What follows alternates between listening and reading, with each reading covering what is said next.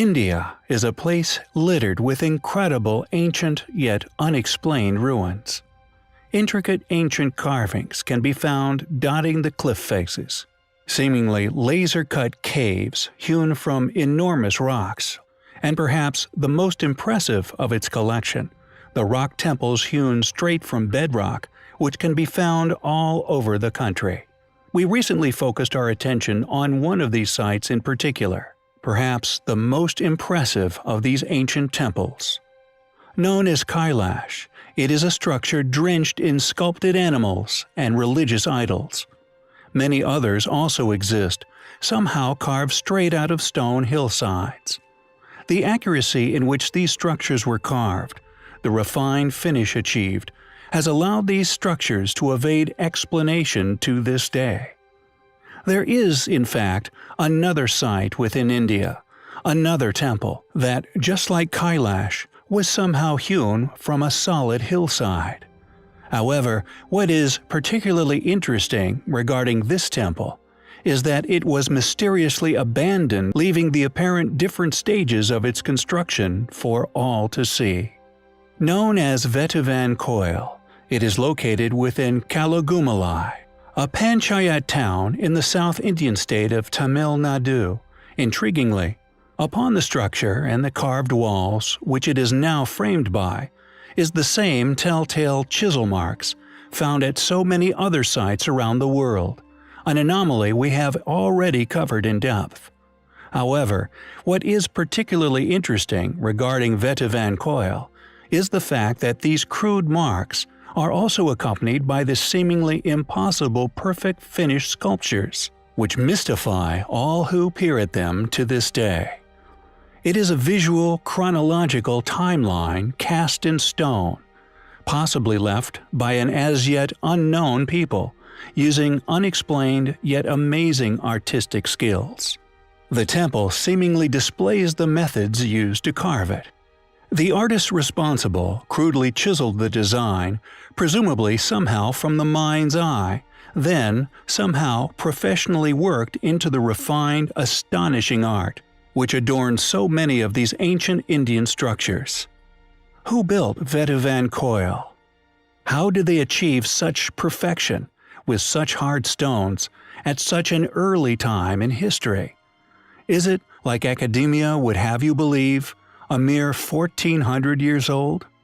Or is it a far more ancient structure, built using as yet unknown stone working techniques, used by an unknown group of artists? As research mounts surrounding such sites, the answers will inevitably be discovered. The 16th century Kerala's temple, located within India, used to be the royal chapel of Travancore's former rulers. It shot to fame 5 years ago when one of its 6 vaults, later coded as A, was opened, unearthing tons of gold coins, jewelry, and diamonds worth hundreds of millions of dollars. An expert panel, inventorying assets at Kerala's famous Sri Padmanabhaswamy temple, has approached the Supreme Court for permission to open an as yet untouched vault, a vault containing unimaginable fortunes, a face-off between the judiciary and religious authorities. The temple, situated in the heart of India, is billed as the country's richest and is one of several Hindu shrines that hold enormous amounts of gold and precious gems. The wealth was accumulated by way of holy offering from devotees over many years. The temple contains 6 chambers buried deep under its sanctum sanctorum. 2 of them are open during daily rituals and 2 more every 6 months. The remaining 2, A and B, are secret vaults. Sources close to the temple said antique coins found in the chambers alone weighed more than 600 kilograms. Around 200,000 items were documented, 600 of which were embedded with precious gems. One single locket alone was believed to contain 997 gems. Besides jewels, precious stones, necklaces, golden crowns, and pots were also included in the list of inventory, sources said. According to the India Times, an audit conducted into the assets shows that a massive amount of gold has mysteriously disappeared. Up to 769 gold pots and silver bars have been reported missing. some suggesting that there are hidden tunnels beneath the chamber which allowed the architects to lock the chamber doors from within, making it impossible to breach. This secret tunnel seems to have led to many years of plundering the treasure trove without anyone noticing. However, what has not been publicly acknowledged by the Indian court is the existence of the hidden inner chamber beyond Vault B. Reported as having thick walls made from solid gold, and it is where the real treasure is said to be located. Dwarfing what has been recovered so far, it could quite possibly contain the largest undiscovered treasure in the history of the world. Not only is the temple covered in gold, it seems it is also stuffed full of the stuff also.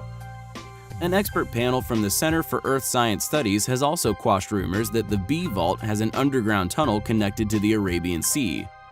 The team led by Dr. Ajay Kumar Verma detected small cavities and drains around cellars that they found insignificant. Chamber B is not part of the temple's official treasury. The Holy Chamber houses idols of gods and many other valuables meant to enhance the potency of the principal deity. Also found was a pure golden throne adorned with hundreds of diamonds and fully precious stones, meant for the seating of a past giant that has been estimated around 18 feet in height. In addition, many other large, sometimes giant, and very old solid gold crowns were found, all studded with diamonds and other precious stones.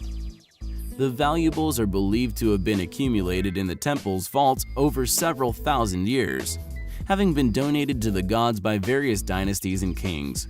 We will keep you posted on what they find in Vault B. India is undoubtedly the jewel in the crown of ancient sculpture. And although Rome is home to the Renaissance, an attraction which lures enormous numbers of people there every year, India is unquestionably home to sculpture, which would put even the most efficient of the Italian masters to shame. However, conveniently, academia, and thus most of the modern world, overlook these astonishing feats of ancient art in favor of less controversial artistic wonders. One of our tried and tested methods of establishing whether an ancient artifact, or indeed an ancient ruin, attributed to a less capable, more modern impostor, is actually evidence of forgotten lost knowledge, is finding the puzzling accomplishments often hidden within the architecture or construction. One of the many examples of these is polygonal masonry. And although the modern man does indeed practice this lost art, a good example of this being found within the Cotswolds in the UK, known as Cotswold dry stone walling, once built and still used to mark out very ancient land boundaries, and amazingly, longer than the Great Wall of China. These very old walls, created without the use of mortar, are compelling examples of a fragmented technique, either borrowed or, possibly intriguingly, leftover memories of a now forgotten technology. And although these more modern attempts range in age stretching far into thousands of years, the lesser capability of the builders is clear for all to see.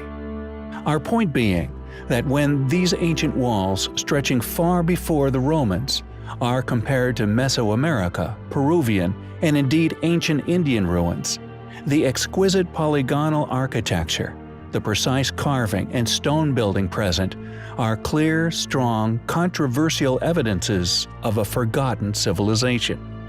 How did these ancient builders acquire such a sophisticated knowledge and awareness of stone shapes, and the subsequent placement of each stone, perfectly placed against one another, forming impenetrable barriers which have stood the tests of the ages?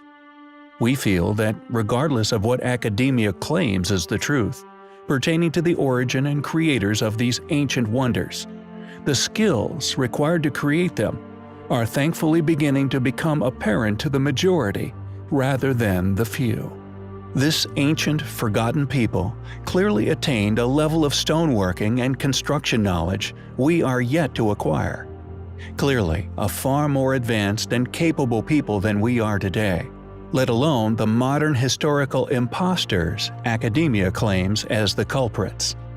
We feel, regardless of others' claims, the evidence to suggest an intercontinental, highly advanced, technologically superior civilization once flourished here on our planet is highly compelling. While perusing the many perplexing sites we are yet to cover on our channel, we stumbled across something which could quite possibly be a massive clue, evidence left as to the method of construction of many ancient sites found all over Earth. Our channel has, for a long time, put forward the hypothesis that a highly advanced worldwide civilization once flourished here on our planet. We believe that many of the ancient sites which display unexplained architecture were left by this lost people, placed far within our distant past. And once one begins to investigate these ruins with this possibility in mind, you start to notice some compelling things regarding these amazing sites. For example, the metal clamps we have previously covered, often created using impressive mixes of alloys and somehow poured molten, could now be seen as earlier architectural examples less than the mortarless, mysteriously notched stonework, also found in similar areas all over the world, with the more precise and thus more impressive stonework seen as a later, more sophisticated method of construction. What's more, although virtually all ancient sites have been dated to the most convenient suspects within known taught history, there also exists the numerous caves and temples, hewn from the solid bedrocks, carved with such accuracy and vision, they elude recreation even by our modern-day technology. And while looking at an amazing rock-cut cave within the site of Mamallapuram, India, a site we are now convinced was left by this same civilization, a curious piece of evidence seemingly presented itself. Upon the roughly finished roof of this ancient cave is evidence left by the same technology used to not only cut the astonishingly huge Longyu caves, but also the abandoned Langshan quarry, both in China. This discovery, we believe, is only just the beginning of a realization that these telltale signatures are present at many other unexplained sites around the world. We have long stipulated that many of the ancient ruins claimed by our more modern-day ancestors are most likely not their actual creations. If the structure does date to this more recent age, they are usually found to be sitting upon the telltale remnants of a highly precise ancient foundation, originally left by this elusive group. Who were these amazing people? When did they flourish here on Earth? What happened to them? Why did they never record how they created such wonders? Although it is easy for skeptics to argue that the caves and architecture were merely created through excruciating hard labor, any practical demonstration of this has eluded us for many centuries.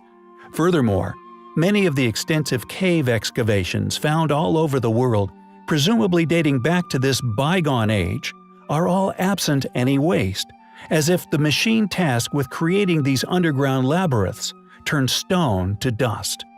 And although the technology and/or possible machinery tasked with the job has evaded modern archaeology to this point, it is clearly another piece of evidence which takes us one step closer to unraveling the true history of our planet.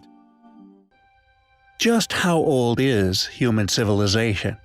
It should be clear to anyone who has spent any length of time perusing our channel that the majority of our antiquity, no matter how astonishing, is, according to modern academia, all built by our less capable ancestors, placed considerably more recently within human history. During our extensive research, we have often unearthed overwhelming evidence for an immensely larger human timeline. Additionally, we feel there is strong evidence to suggest that more than one period of prosperity has been experienced in the past. We have realized that this record of past global inhabitancy is merely limited to its resistance to erosion. Put another way, there appears that many past civilizations have come and gone, going back beyond what is now still in existence. The human species, it seems, has outlived the existence of our oldest ruins here on Earth. Many ruins we have explored are now argued as geological formations. This authoritative subjection is merely testament to their immense age, and also begs the question what other ruins may have been lost to erosion. How much older does human civilization actually reach back in time? And just how advanced have past civilizations become? One clue to this answer lays within the ruins themselves. Astonishing feats of engineering that not only indicate a high level of intelligence, but also technological prowess. Extraordinarily refined works, which can still be found in the less inhospitable environments of Earth. One of these lesser shared sites is undoubtedly Varangal. Located within the South Indian state of Telangana, it was predictably once snapped up by our less capable ancestors, possibly claimed as their own, subsequently becoming their capital. Home of the Kakatiya dynasty from the 12th to 14th centuries, this inhabitation, we feel, has then been used regardless of the ancient ruins in question to age the stone carvings which can be found at the site. Stone monuments carved with such accuracy, skill, and precision that they evade any logical explanation as to how they could have been completed with any of the technologies we know were available to the Kakatiyans, specifically within the 12th century. The site clearly demonstrates tremendous skill and also technological prowess. These stone monuments were clearly not only created to express an artistic message, but they were undoubtedly created to display the creator's capabilities, encapsulated in time, quite possibly for the exact purpose of people like us to recognize them, as they may have with similar ruins that were possibly in existence during their own lifetimes. There is a greatly more interesting and extensively larger story to tell regarding the history of our planet. However, as long as those in power feel inadequate simply saying, "We don't know," ignorance and lies will continue to plague our species. We've often put forward the premise that within our very distant past, a cataclysm occurred, or more precisely, a great flood. Many surviving ancient sites around the world bear the scars of this event. The Great Pyramids of Giza, for example, still held chambers flooded with ancient seawater deep within their bowels until very recently. Much of this evidence slowly removed over the past few decades. And our next ancient structure is no different. Known as Adam's Bridge, it is an astonishing feature which stretches 30 kilometers, connecting southern India with Sri Lanka, believed to date from a pre-Diluvian age, some 1.7 million years ago. Several individuals who have taken the time to explore this ancient ruin have concluded that it is indeed artificial. However, with a dating of over 1.5 million years, it is clearly a site that academia will continue to reject as actually being man-made, regardless of the mounting data in favor of such a reality. It seems that regardless of the overwhelming evidence that the mountain of unexplained accomplishments by our quote, primitive ancestors, modern scholars of many subjects continue an existence in complete denial of these truths. Dr. Bhadra Narayanan, former director of the Geological Survey within India, performed an in-depth analysis of the suspected bridge's makeup. His research concluded that the Adam's Bridge was indeed an artificial man-made structure, one which stretches far back into the unknown history of our planet. Below the surface, they found organized layers of sandstone blocks, coral boulders, and other cement-like substances. Several divers investigated the length of the bridge and concluded that its entire layout was indeed of an organized and thus artificial nature. The survey also revealed extremely ancient evidence of intense quarrying was also left within the surrounding area, these materials matching those placed carefully within the causeway itself. Interestingly, ancient Hindu legend from the area agrees that this enormous feature is indeed a now submerged, gigantic earthwork, stating that it was built for the god Rama in order to help him cross the land to the large island, to rescue his beloved from a demon. Is Adam's Bridge really a huge pre-Diluvian sunken artifact? A 30-kilometer man-made bridge which once connected the two countries? It's an amazing proposition, and the more we learn about the amazing history which was lost here on our planet, the more it seems like a real possibility. Thanks for watching, guys, and until next time, take care. Many inventions found throughout the world have their origins set in the Far East.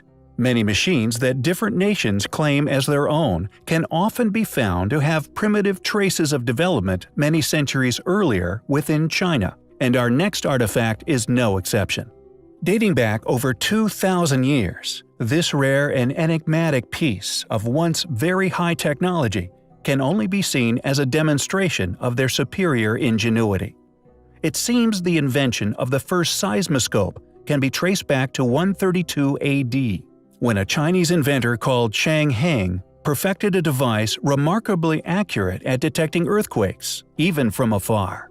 Although the ancient Chinese did not fully understand the cause of earthquakes, they did see it as very important to keep track of such events, perceiving these disturbances with cosmic yin and yang. It was, therefore, important for the Chinese emperor to be alerted of any earthquakes occurring anywhere in their kingdom. Chang's ingenious seismoscope was almost 6 feet across and made of solid bronze, decorated with 8 dragons marking compass directions. Within each dragon's mouth was a small bronze ball, and beneath sat 8 bronze toads. A mechanism within would somehow detect an earthquake occurring in the distance. This would then cause a ball to drop out of one of the 8 dragons' mouths.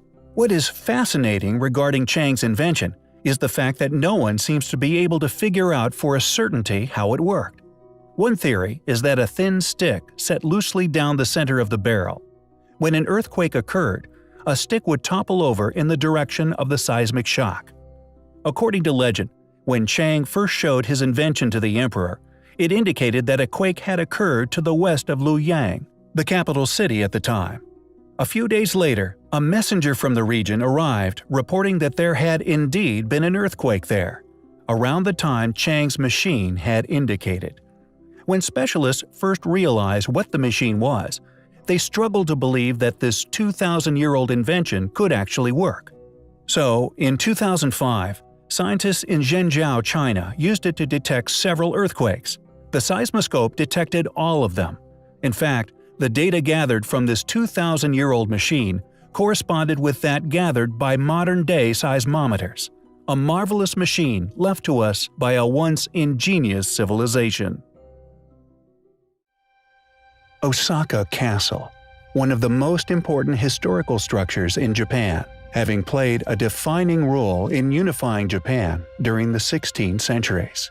It is a structure whose enigmatic characteristics we have covered in the past.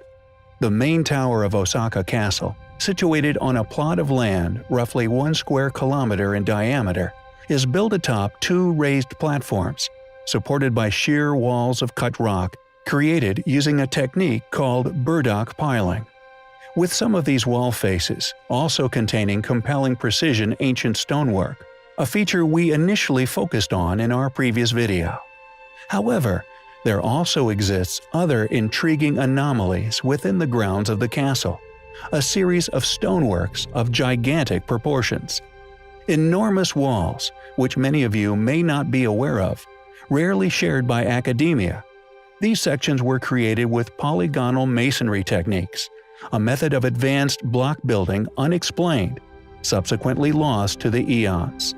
Due to their unexplained nature, these hidden features, we believe, are clear evidence of an original structure, far outdating the modern castle and indeed attested historical accounts. Yet what is undoubtedly the most striking characteristic of these surviving barriers is their size. Many of the surviving blocks, each of a unique shape, were once masterfully placed, seemingly effortlessly atop one another with incredible precision, stones stretching far into the hundreds of tons.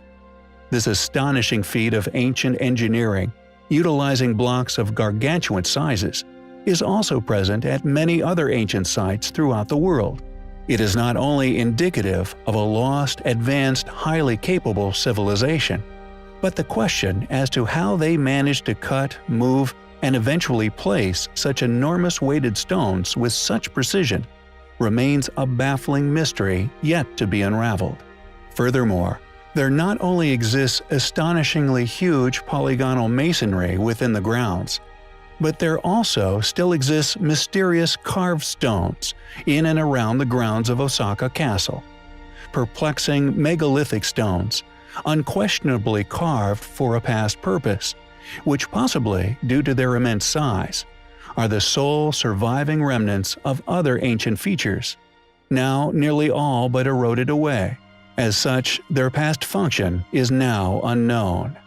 Yet regardless of these unanswered questions, we maintain a hypothesis, that, like the many other astonishing ancient ruins found on differing continents, for example, Baalbek, the Great Pyramids, Sacsayhuaman, Kulap, etc., that due to these sites' characteristics, specifically the immense size of the stonework involved in their original construction, and thus their once impenetrable nature, were utilized by a later civilization, and Osaka Castle being no exception, built upon a foundation far older than modern academia would ever willingly admit to.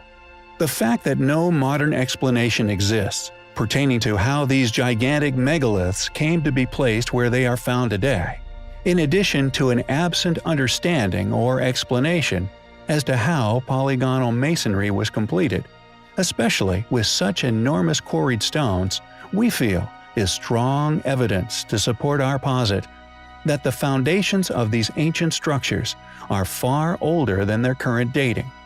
Foundations which were almost definitely the work of a past highly capable civilization, responsible for all the other as yet unexplainable ancient wonders found around the globe. The question is, who were these ancient builders? How did they move such massive stones? Did they utilize technologies reminiscent of modern-day lifting equipment? Were all of these ancient structures built by the same governing force, with the slight variations present from location to location only as a result of the different cultures who were responsible for the actual undertaking? Was this knowledge of highly advanced ancient building techniques shared worldwide? If this is the case, it is a strong indicator that most of what academia continues to peddle as a complete timeline of man is vastly inaccurate and missing vast chapters of past development. Where did this highly advanced group go? Why are there so many quarries and indeed unfinished ancient megaliths found all over the world, spanning as far as the notoriously remote island of Easter, all seemingly abandoned abruptly? Did this civilization fall victim to cataclysm? Or perhaps their fate was far more transcendental? Regardless of these unanswered questions regarding their final destination, we feel Osaka Castle is undoubtedly yet another example of extraordinary ancient feats of prehistoric engineering by a group we are yet to fully understand, and as such is undoubtedly highly compelling. There are many aspects of ancient ruins which can indicate a far more advanced, technologically capable constructor than are currently academically attested. Massive, seemingly impossibly huge megalithic blocks precisely placed within their constructions. Advanced weight-bearing architecture that could have only been understood by a civilization with a far more knowledgeable set of building strategies than those claimed as the culprit, our own well-studied, more recent ancestors. Precision tool marks that could have only been left by high-rotating precision machinery, etched and worked into notoriously hard stones such as granite, that thanks to its erosion resistance, still possess these clear evidential scars, left by these enigmatic machines, leaving us to ponder and academia to ignore. Mysterious alignments, often created using enormous stones, that, according to the history books, were placed by groups of ancestors who simply couldn't have known these precise precision alignments, let alone worship them with such megalith stonework. Metal clamps, used the world over to latch these enormous blocks together, used by a mysterious civilization, who were somehow aware of the fact that these stones would shift as the years went on. With many of these clamps cast into place, this hypothesis, supported by the evidence of vitrification upon the surface of the stonework, strong evidence of a civilization that had mastered the control of immense heats, reminiscent of modern-day refineries, with the rare example of a massive oupart, like the giant glass Beth Shearim slab, further supporting this past mastery of extreme temperature refinement. Yet, the most notable and most numerous proof of this past lost civilization, and indeed their forgotten technology, is polygonal masonry. with some of this stonework clearly of such a great antiquity that it is slowly losing its recognizable form. One of these forgotten sites is Ori Castle, found deep within the forests of Japan. Located on Shiroyama Mountain, it was named after its supposed builder, Mitsutada Ori, who was the leader of a clan also named after him, the Ori clan. Ori and his clan originally stemmed from the Toki clan, but once expelled from their land and left to wander, Mitsutada recovered their land in 1536 and supposedly built a new castle on the mountain. However, due to the as yet unexplained polygonal masonry and also its clearly incredible age, we tend to believe that Mitsutada merely rediscovered this fortress within the forests on the mountains and used them to regain a foothold within the area, thus naming the castle after his efforts. The true age of the castle, we feel, is unknown, although we strongly suspect that it predates many of the other anomalous polygonal masonry that can be found within Japan, such as the foundations of Osaka Castle, an astonishing group of features we have covered previously. However, due to the sheer age of the ruin of Ori Castle, the stonework has eroded to such a degree that it takes a keen eye and a few years of practice to be able to identify it as having once been the same level of precise polygonal masonry as that found elsewhere within Japan. Who built Ori Castle? Was it really abandoned mid-build as academia claims? Or was it, like we postulate, simply left to ruin, a relic of a now forgotten civilization, left to simply erode away, eventually to a point where geology will argue it away as a mere natural formation? We find Ori Castle, and indeed the many other enigmatic sites to be found within Japan, quietly kept away from curious minds throughout the world, as undoubtedly highly compelling. My mission upon this channel is to provide details regarding ancient ruins, artifacts, and technologies that clearly demonstrate that there once existed lost, ancient, advanced civilizations that have been lost here upon our planet. My unwavering research dynamic is that said subject matter is crucially factual. Thus, it is always based upon that which I have personally sought to confirm as undeniable realities before sharing. I do not only offer an intellectual armory for you, the viewer, who is often confronted with many academic fallacies, but particularly the younger viewer, enabling their empowerment to correct academics, often ordered to pass on such fallacies through a permitted curriculum. As such, I feel that it is crucial that not only are the facts I share established proofs, but that features which they explain away as others' work are established as beyond doubt as currently unexplainable, as such undeniable as the work of others. Exposing academia's lies due to our ancestors' limitations, ancestors often claimed as the constructors of said ruins found throughout the world. Due to this bestowed responsibility to only convey historical accuracies, established mystery, and ancestral limitations, many independent researchers often privately contact me via my secure armored email, often sharing not only their own controversial research, sometimes including their own expedition details, but also academics in positions of tremendous public influence, who not only share my view that much of the history currently being taught to future generations is not only inaccurate, but is based upon a conspiracy of concealing past civilizations. One such email received recently pertained to something known as the moon shaft. However, although this is not the main theme of this particular video, I will briefly cover what has been shared with me, and after further research, endeavor to do a detailed video in the future regarding said explorations if enough evidence of its existence can be established. Sent to me by Mike Collins, a member of an unsuccessful expedition to try to rediscover this mysterious layer. A brief prologue is as follows, quote, 3 soldiers hiding from the Germans in the Tatra Mountains in Slovakia discovered a layer which could possibly be the oldest man-made structure in the world. The structure is believed to be between 300 and 310 million years old by a number of individuals, with Heinrich Himmler even sending several scientific expeditions into the Tatra Mountains looking for the shaft, with members of the KGB also attempting to obtain the diary writings on the experience from these deceased soldiers." End quote.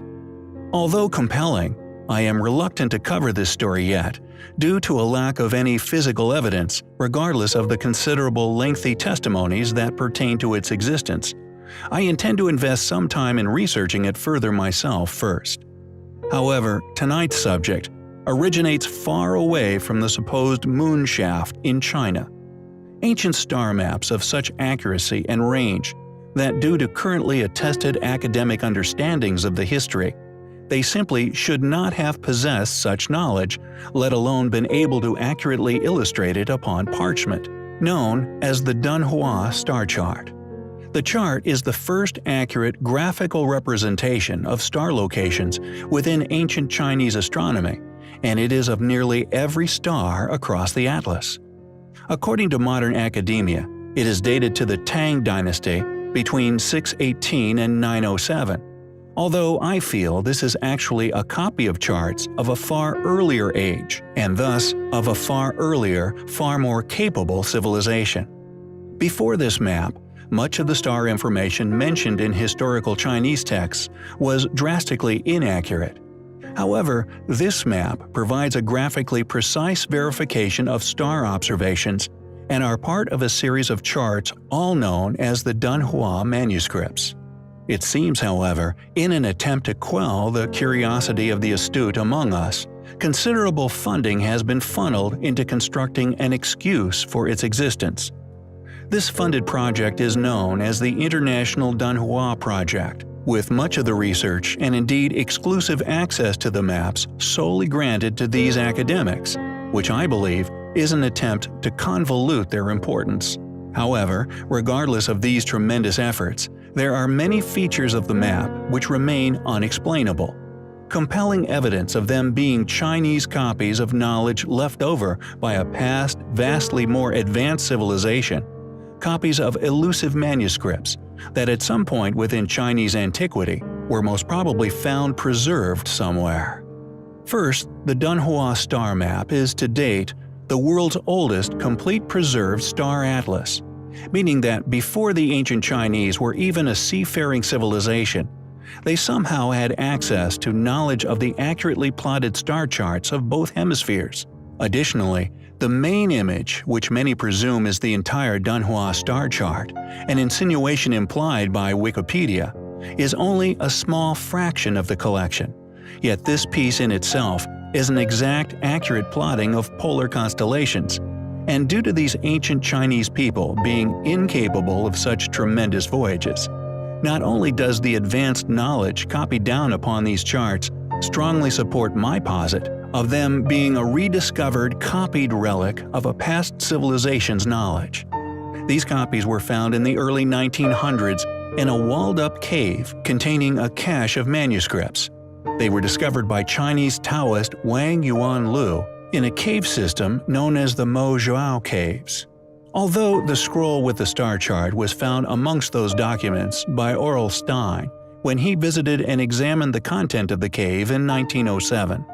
One of the first public mentionings of these script in Western studies was from Joseph Needham's 1959 version of the book Science and Civilization in China.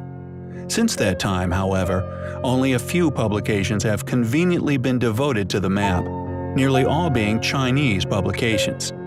This map, or as we postulate, accurate copy, was made around the year 700.